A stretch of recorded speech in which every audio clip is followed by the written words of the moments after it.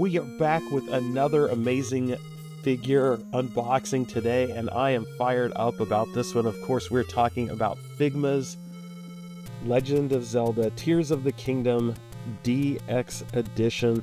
If you guys are not familiar with these figures, they are imports, they are highly detailed, and man, look, it comes in this amazing slipcase, and you can see the figure there in the packaging, but he is fully wrapped up, so the glare on there is making it a little difficult to see. Here's the back of the box with all this amazing poses, glimpse of the accessories. So let's get this thing open. I really want to take a look at this amazing figure, and like I said, they are pricey, so I'm very interested to see if it is worth the money. Alright, right away we see this is packed with goodness. You can see this double layer tray, and of course back here we have a display stand and some other material in here. Looks like we have our hands, which come in this cool little holder for your hands, so you don't have them just loose and laying around. That's very cool. We have a booklet, and what else do we have in here? We've got a Ziploc baggie for all those accessories. Like, how many people give you that? Here's our instruction booklet, and like I said, there's so many accessories. You can see why perhaps one might need an instruction sheet. I don't know if you guys could see how crazy detailed that is, but there is a lot going on here with this figure. I'll just set that to the side.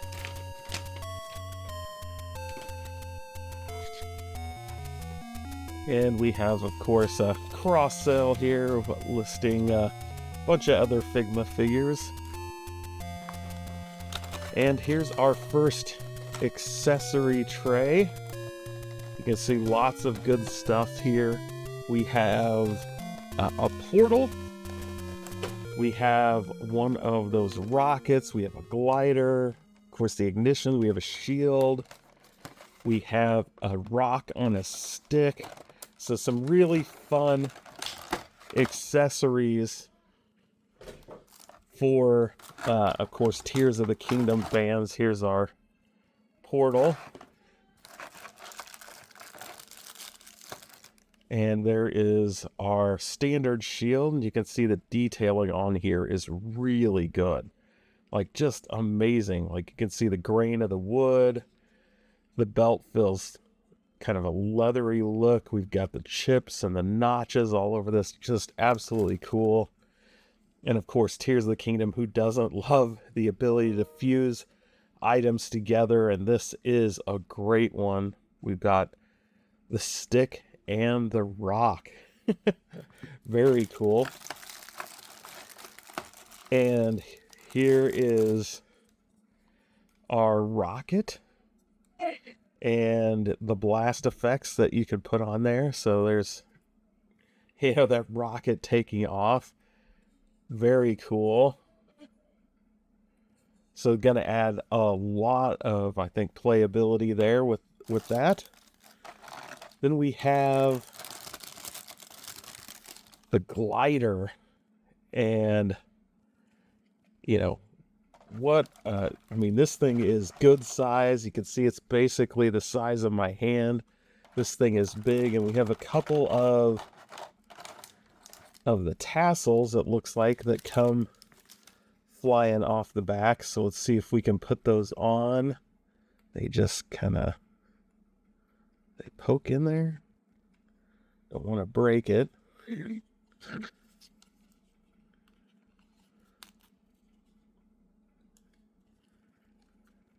And like, boy.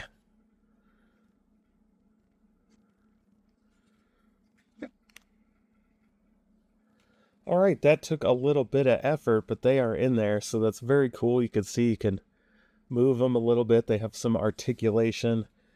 Got all this great detailing of like the bone and the canvas stretched off there.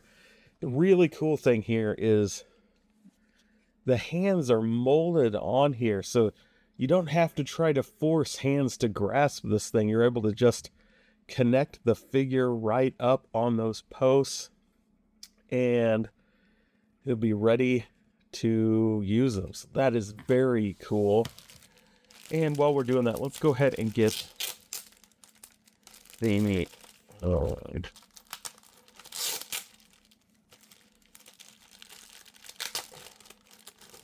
display stand and hands out of here.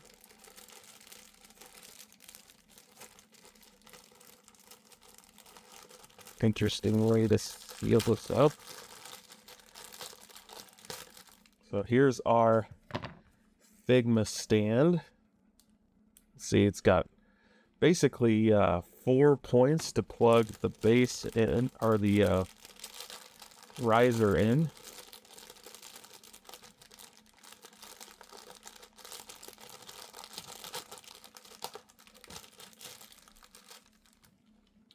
And here's that. So let's just see if we can stick that in there. And let's take a look at the hands that came with this. I'm very excited. Looks like we've got a pointy hand, an open hand, a grasping hand, and of course, on the right hand, we have what looks like basically a fist and a grasping hand on here. So got 5 extra hands, 2 lefties, 2 righties. So again, like, love that it comes with all these accessories. Good.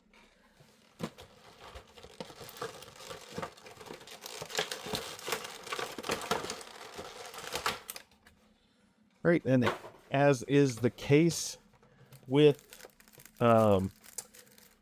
these Japanese figures, we got another tray and a lot more accessories. Here is our Master Shield, and there's the back there. Very cool look.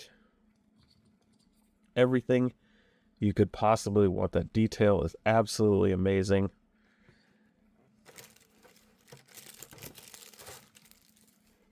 We've got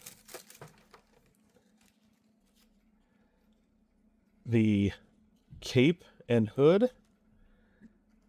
So again, love the detail. You got a soft goods cape, but a molded hood that really matches, so you can get that perfect look. Again, just really cool. There's the inside of that.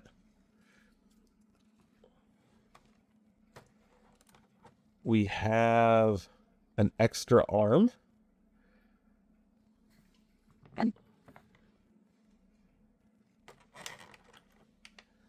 We have an arrow. And of course, if you have an arrow, you got to have a bow. So there is our bow. That's super cool.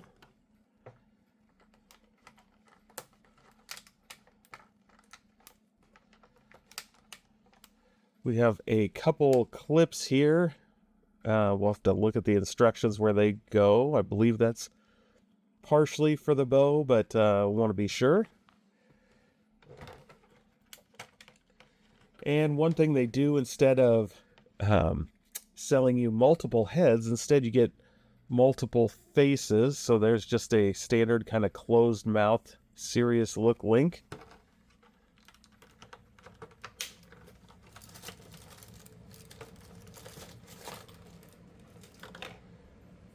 And here is a yelling, angry Link. Wah! That's absolutely crazy. Let's see.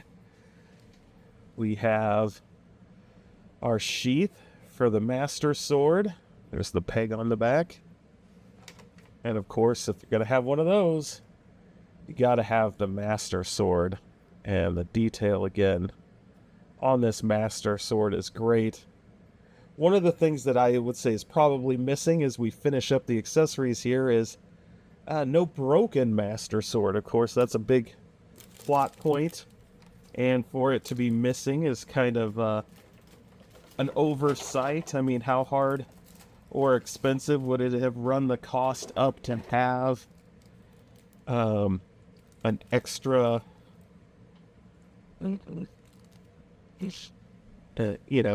broken sword? And here is the figure itself, and you see it comes with a, of course, sling for all those arrows. And it's got a bunch of protective pieces in here, so we're going to have to take this apart to kind of get those off of there. So let's start with the head, and that just pulls right off. We'll put the head back on. And one of the cool pieces here is even the ponytail is articulated. See the angle of movement? It's really good. See, all the way down, pretty much all the way back up, and you can articulate that back. You got full right movement, full left movement. Very cool. Now, it does seem to be a single hinged neck, so not double hinged. Though, wow, when you look at that, it's the hair is articulated. That's pretty cool if you see that. Like the hair, the back part of the hair is stationary. It's part of the, I think, the neck piece. So you get that cool little tilt on there. Let's see if we can pull Link apart right there at the waist. And you might wonder, well, why does Link come apart at the waist? You don't get any extra waist pieces. But that is because of the portal, right? We can make it so Link is kind of, popping out of the screen over here. Or off the ground back here, right? If you've played the game, the portals can pop in so Link can come in and out through solid objects. So that's very cool. And how are we going to get this piece off? Does this come up? It does. So you got this whole costume piece, right? Comes off, which is the bottom of the tunic, and we've got our battery cells on there, and that just slides right back on. And let's put Link back on there. I think we're good. And let's see, we got lots of articulation. We got that. Oh, still got some of this. Lots of stuff to protect the paint.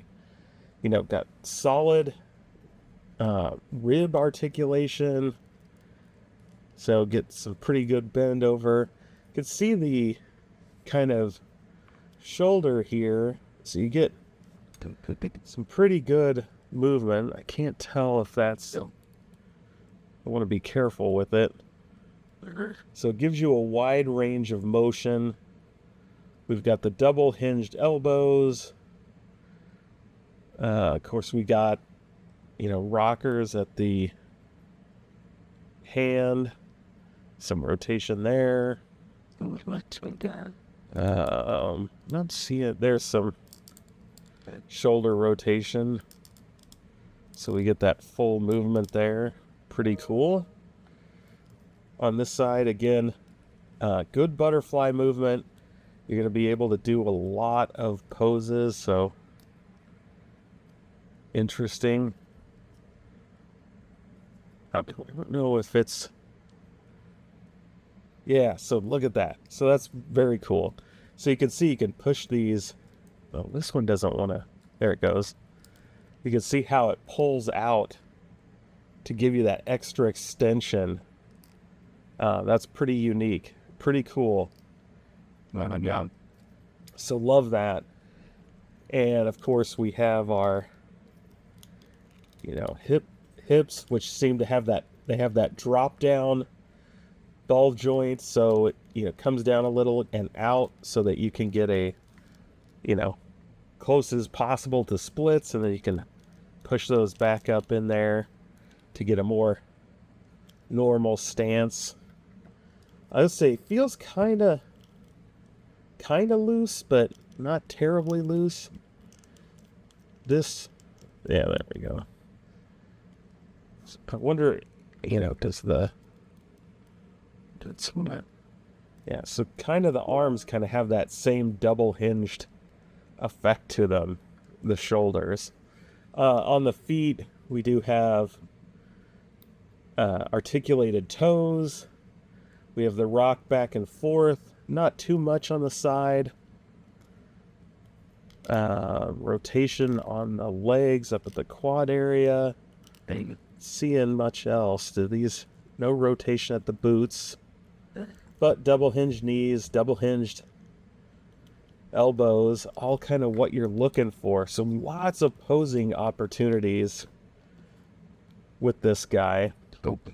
And when you take these hands off, you can see you got kind of a little nub on there in order to connect them up. So they're not the same as US figures, right? They've got that more of a little spike as opposed to a little ball on the end. And I gotta be careful because these are much more fragile figures than your typical US toy. And I'm just gonna connect him up so we can stand him up there and he won't fall over. It's very cool. Let's see if we can get a couple different poses out of him. So there's cool. You can, of course, remove the little peg from the wooden shield and attach that rocket, so you get to, you can simulate him flying up through the air, which is very cool. We have him like getting ready to use his powers. Of course, with the tunic blowing in the breeze, the Master Sword. Just very cool how articulated this figure is. Very neat. There is another great action pose. See, with the bow pulled back, the arrow in his grasp, ready to fire. So cool. I mean, it's amazing how these all work together, how articulated they are. That is absolutely phenomenal. Look at that. Very cool. I think as we take a look at one last pose, of course, him grasping his glider on his way down, I just want to give some final thoughts. These accessories that this comes with are absolutely insane. There are so many of them, and this figure is so articulated. Now, let's talk about it. I said it was pricey. These things are pricey. You get all this stuff, all this articulation, this giant manual of instructions, and you need them, right? And why? Because this figure comes in at a whopping $150. That's what I paid for this figure. And so do I have to, is it worth it? That's the question. Like, it's easily, I think, one of the figures I've been most excited about in a long time. You get a lot of stuff with it, a lot of features, a lot of posability. I mean, you couldn't ask for more articulation, I don't think. More detail. I mean, you guys look at these batteries, like the color detail, the paint, it's just perfect. I mean, it's next level when it comes to accuracy, but it's a steep price. And so I have to ask myself, And you see one of the weaknesses there, right? The stand is not as tight, so I'm going to have to go tighten down some of those screws to ensure that it doesn't just topple over constantly if you're going to have them suspended in the air like that. Figure this pricey, you don't want to you don't want it falling and breaking. So is it worth the 150? I don't know. Like I said, it's easily one of my favorite figures, but when I think about $150, you're getting up there in the Hot Toys range. This is, of course, a 7-inch figure. Lots of accessories, and great accessories, right? Like, they do an amazing detail here. But I wouldn't exactly say it feels super premium for all of this. So I think cost-wise, I think it's high. I can see maybe paying half that for this figure. Something coming in around the $70, $80 range. But $150 is a lot. It is very pricey. So for that reason, I don't know that I could recommend it. But for me, this was a special figure. It's one that means a lot to me. It's one I was very, very interested in owning. That's why I was willing to splurge a little. But there you have it. So, hope you enjoyed taking this look at Figma's Tears of the Kingdom link. It's certainly cool. It has a lot of stuff that's included with it. Like I said, tons of posability, playability. Just really a cool figure. So, hope you enjoyed it. Till next time, have fun.